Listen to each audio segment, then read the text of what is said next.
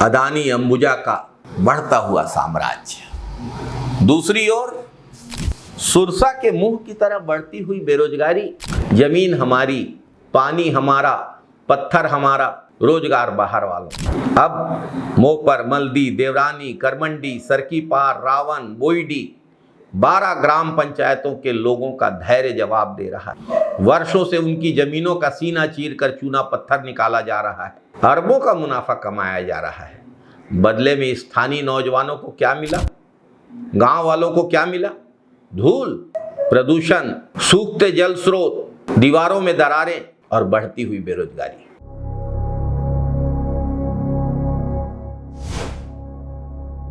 Adani Ambuja cement की limestone mines को अब और बड़ा किया जा रहा है। उत्पादन क्षमता 2 MTPA से बढ़ाकर 6.3 मिलियन टन पर एनम करने का प्रस्ताव है।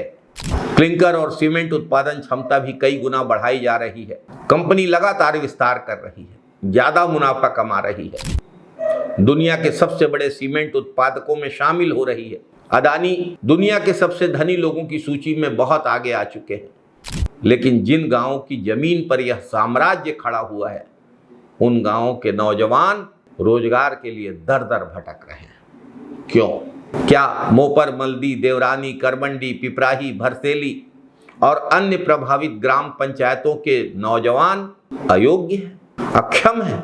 नहीं, इन गांवों में सैकड़ों युवा ITI प्रशिक्षित है, स्नातक हैं, तकनीकी योग्यता रखते हैं, लेकिन सीमेंट प्लांट में और माइंस में बाहर से लोगों को आकर नौकरी दी जा रही है, जबकि स्थानीय युवा बेरोजगार बैठे हैं। ले दे के ठेकेदारी में कोई नौजवान रोजगार पा भी गए तो उन्हें झूठे मुकदमे मामलों में फंसाकर उनके खिलाफ साजिशें रची जाती हैं, उन्हें बाहर करने का रास्ता खोजा जाता है। यह केवल अन्याय नहीं है, गांव वालों के अधिकारों का खुला अपमान है, अवहेलना है। स्थिति केवल रोजगार तक सीमित नहीं है, खनन विस्तार के साथ साथ पर्यावरण का संकट भी गहराता जा रहा है।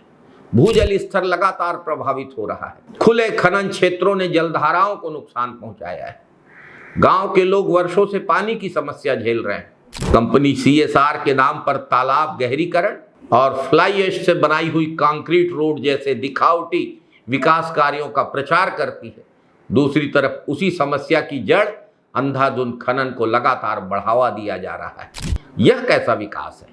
यह कैसी विकास की नीति है? पहले खदानों से जल स्रोत खत्म करो और फिर CSR के नाम पर फोटो खिंचवाकर तालाब में गैंती चलाओ।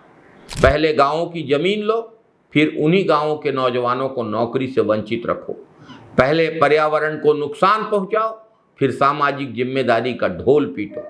यह विकास नहीं है, यह संसाधनों की लूट का मॉडल है। छत्तीसगढ़ देश के कुल चूना पत्थर उत्पादन में 11% का योगदान देता है। छत्तीसगढ़ खनिज संपदा से समृद्ध है, लेकिन यदि इस खनिज संपदा का लाभ स्थानीय लोगों को नहीं मिलेगा, यदि गांवों को केवल विस्थापन, प्रदूषण, बेरोजगारी और गरीबी मिलेगी, तो उद्योगों के ढांचे पर गंभीर सवाल उठना स्वाभाविक है। औद्योगिक व्यवस्था पर गंभीर सवाल उठना स्वाभाविक है। कब तक छत्तीसगढ़ अमीर धरती और गरीब लोगों की विडंबना भुगतेगा? ग्राम पंचायत मोपर के गांव वालों ने कंपनी प्रबंधन को विधिवत ज्ञापन सौंप दिया है। प्रशासन को भी अवगत करा दिया गया है। अब गेंद अदानी अंबुजा प्रबंधन के पाले में है। 10 जून 2026 अंतिम तिथि।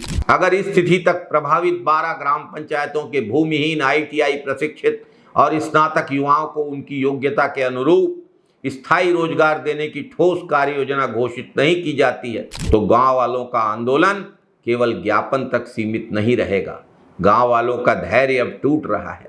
यह लड़ाई किसी एक गांव की नहीं है, यह लड़ाई जल, जंगल, जमीन और स्थानीय अधिकारों की है। गांव के अस्तित्व की लड़ाई है। यह लड़ाई उस सोच के खिलाफ है जो छत्तीसगढ़ की धरती से अरबों रुपए का मुनाफा कमाना चाहती है, लेकिन छत्तीसगढ़ के नौजवानों को उनका हक देने को तैयार नहीं है। अदानी अंबुजा को तय करना होगा कि वह छत्तीसगढ़ को सिर्फ खनिज का भंडार मानती है या यहाँ के लोगों को भी सम्मान और अधिकार देने में विश्वास रखती है। याद रखिए, जब जनता जागती है तो कितना भी बड़ा उद्योग समूह क्यों न हो, जनता की आवाज के आगे, जनता की ताकत के आगे, जनधारा के प्रवाह के आगे उसे झुकना पड़ता है। जय जवान, जय किसान, जय छत्तीसगढ़, जय हिंद, वंदे मातरम साथियों।